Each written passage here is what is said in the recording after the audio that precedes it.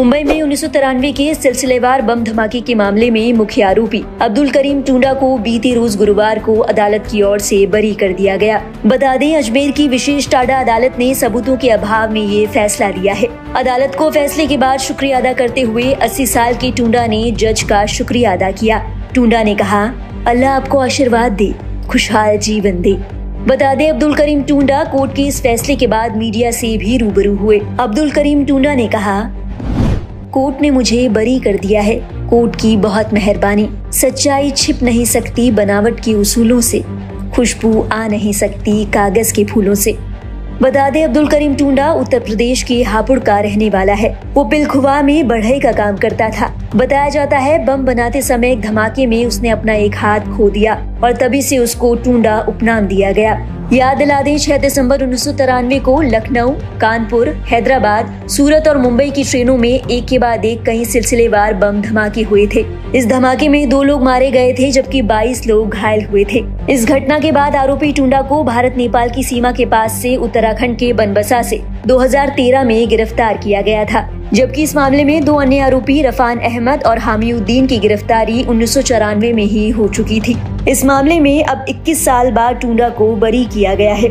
इस मामले में टुंडा के वकील शफकत सुल्तानी ने कहा कि सीबीआई अब्दुल करीम टुंडा के खिलाफ ठोस सबूत पेश करने में विफल रही है।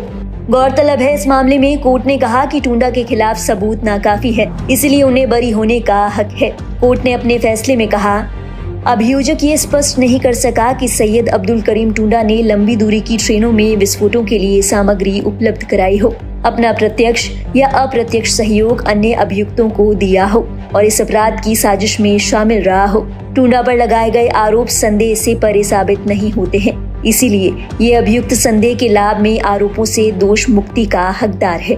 कोर्ट के इस फैसले के बाद टुंडा के वकील शफकत सुल्तानी ने कहा कि हमारा अगला कदम सुप्रीम कोर्ट में अपील करना होगा। अब्दुल करीम टुंडा को बरी कर दिया है। किसी धारा, किसी सेक्शन में उसको कसूरवार नहीं पाया है।